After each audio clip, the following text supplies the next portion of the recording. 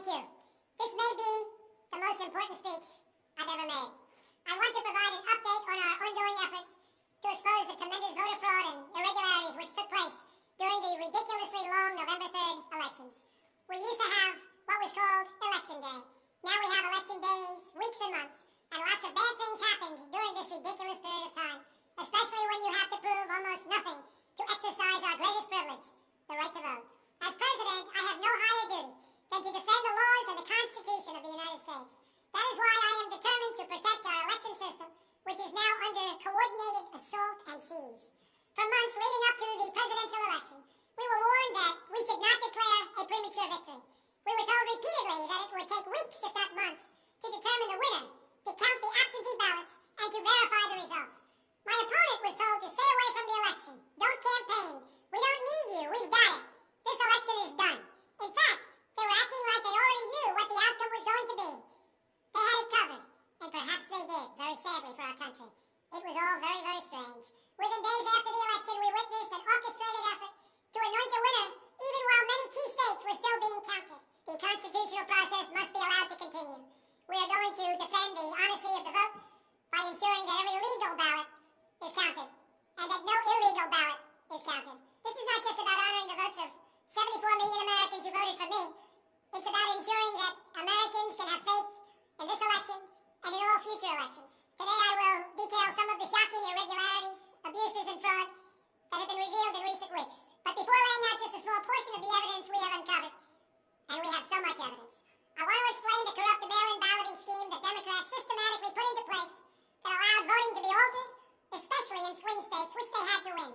They just didn't know that it was going to be that tough, because we were leading in every swing state by so much, far greater than they ever thought possible. While it has long been understood that the Democrat political machine engages in voter fraud from Detroit to Philadelphia to Milwaukee, Atlanta, so many other places, what changed this year was the Democrat Party's relentless push to print and mail out tens of millions of ballots sent to unknown recipients with virtually no safeguards of any kind. This allowed fraud and abuse to occur on a scale never seen before.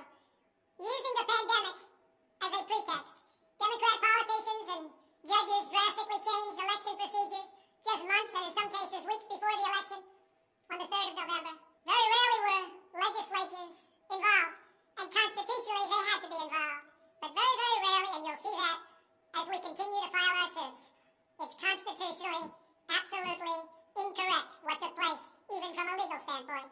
Many states such as Nevada and California sent millions of live ballots to every person on their voter rolls, whether those individuals had requested ballots or not, whether they were dead or alive. They got ballots. Other states such as Minnesota, Michigan, and Wisconsin instituted universal absentee balloting right in the middle of an election year, sending absentee ballot request forms to all voters on all rolls. It didn't matter who they were.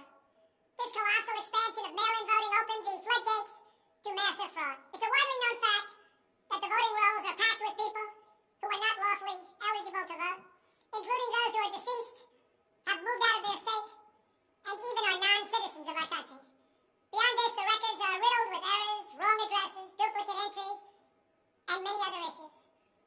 This is not disputed. It has never been disputed. Dozens of counties in the key swing states have more registered voters on the rolls than they have voting-age citizens, including 67 counties in Michigan. All of this is evidence. In Wisconsin, the state's Board of Elections could not confirm the residency of more than 100,000 people, but repeatedly refused to remove those names from its voter rolls before the election. They knew why, nobody else did. I knew why. They're illegal voters. It is a travesty that in the year 2020, we do not have any means of verifying the eligibility of those who cast ballots in an election, and such an important election it is, or determining who they are, whether they live in the state, or whether they are even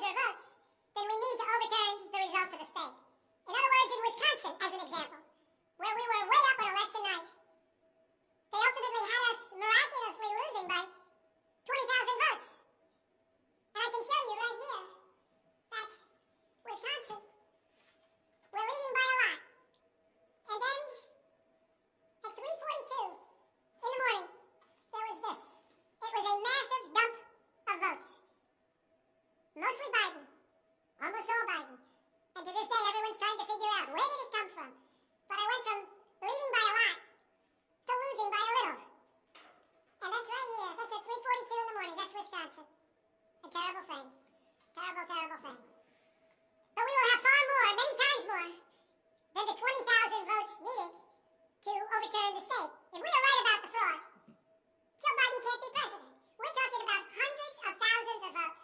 We're talking about numbers like nobody has ever seen before. Just as an example, in certain states, we'll be down by, let's say, 7,000 votes. But we'll find later on 20,000, 50,000, 100,000, 200,000 discrepancies or fraudulent votes. And that includes votes that went through when they were not allowed to be seen by Republican poll watchers because the poll watchers were locked out of the building. Or people that innocently came to vote on November 3rd who were all excited about their vote. They were happy. They were proud to be citizens of the United States of America. And they went up and they said, I'd like to vote. And they were told that they can't vote. I'm sorry, they were told. I'm sorry. You've already voted by mail-in ballot. Congratulations. We received a ballot, so you can no longer vote. They didn't know what to do. They had no one to complain to. Most just left and said, that's strange. But many people complained and complained vehemently. And in a lot of cases, they filled out a provisional ballot, which was almost never used, but in virtually every case was a vote for Trump. In other words, they went in to vote, and they were told that they voted. And they didn't vote. And they left, and they felt horror. And they lost respect for our system. And this happened tens of thousands of times all over the country. That's how desperate the Democrats were. They would fill out ballots of people, not even knowing if these people were going to show up. And when they did show up, they said, sorry, you've already voted. And on top of everything else, we have a company that's very suspect. Its name is Dominion. With a turn of a dial, or the change of a chip, you can press a button for Trump, and the vote goes to Biden. What kind of a system is this? We have to go to paper. Maybe it takes longer. But the only secure system is paper. Not these systems that nobody understands, including, in many cases, the people that run them. Although, unfortunately, I think they understand them far too well. In one Michigan county, as an example, that used Dominion systems, they found that nearly 6,000 votes had been wrongly switched from Trump to Biden. And this is just the tip of the iceberg. This is what we caught. How many didn't we catch? Are there hundreds of other examples throughout the country? Are there thousands? We just got lucky, and they called it a glitch. But we found numerous glitches that evening. 96% of the company's political donations went to Democrats, not surprisingly. And frankly, when you look at who's running the company, who's in charge, who owns it, which we don't know, where are the votes counted, which we think are counted in foreign countries, not in the United States, Dominion is a disaster. Election authorities in Texas have repeatedly blocked the deployment of Dominion systems due to concerns about security vulnerabilities and the potential for errors and outright fraud. Every district that uses Dominion systems must be carefully monitored and carefully investigated. But not only for the future. Right now, we're worried about the present and what went on with an election that we won without question. Under my lead, the Republicans won almost every state house in the United States, which they weren't expected to do. We went up to 16 seats in the House. The numbers are still being tabulated because there are 9 seats that nobody really knows. They don't know. They're still, 2 weeks later, still under consideration because it's a mess. Republicans were supposed to lose many seats, and instead they won those seats in the House. And a very important election that's coming up will determine whether or not we hold the Senate. David Perdue and Kelly Loeffler are 2 tremendous people. Unfortunately, in Georgia, they're using the same horrible Dominion system.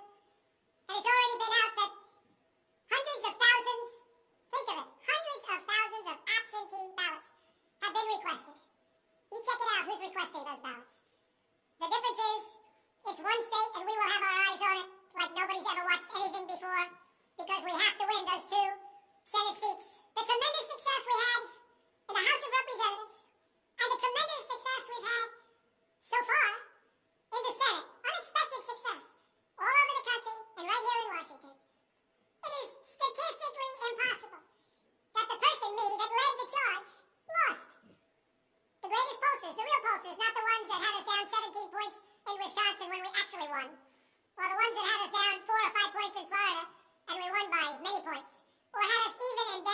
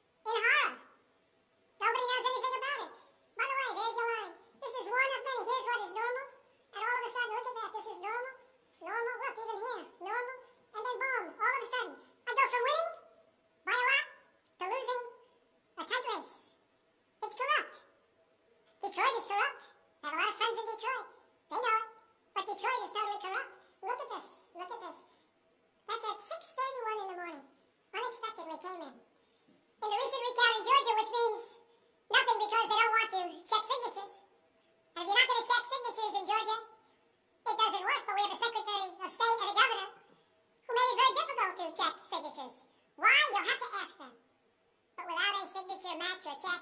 It doesn't matter. They found thousands and thousands of votes that were out of whack, all against me.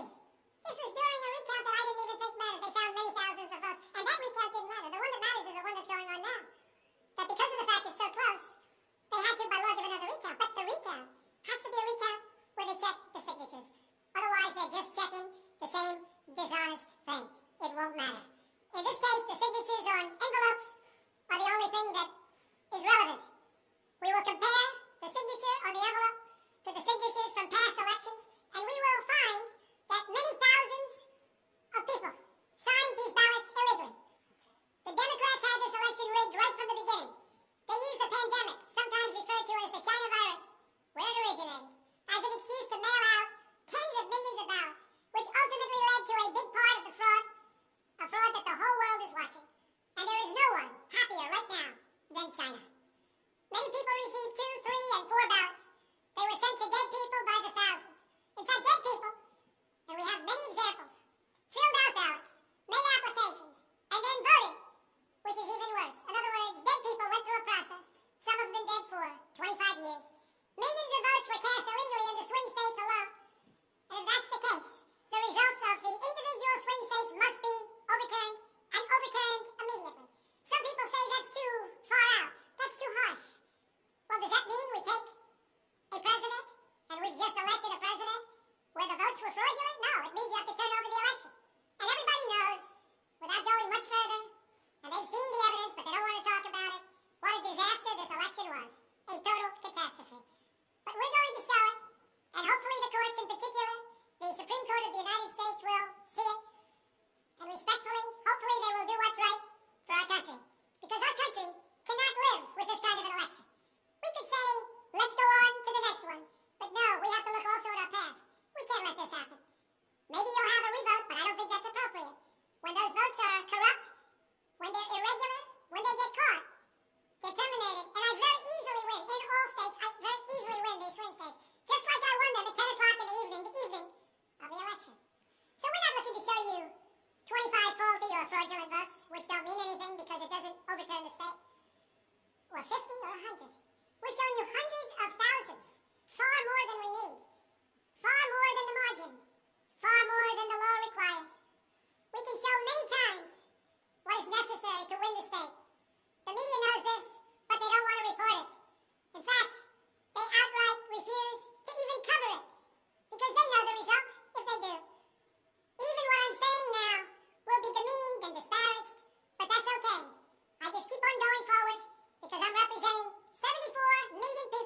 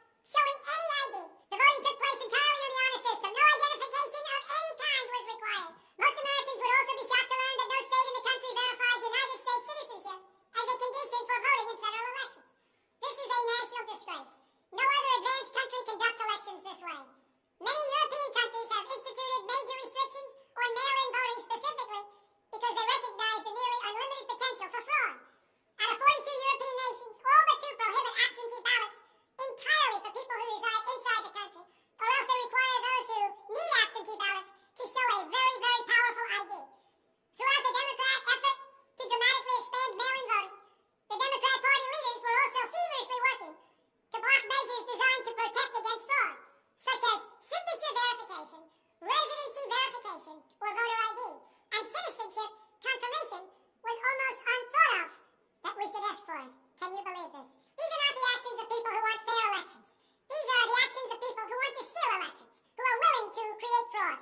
The only conceivable reason why you would block common sense measures to verify legal eligibility for voting is you are trying to encourage, enable, solicit, or carry out fraud.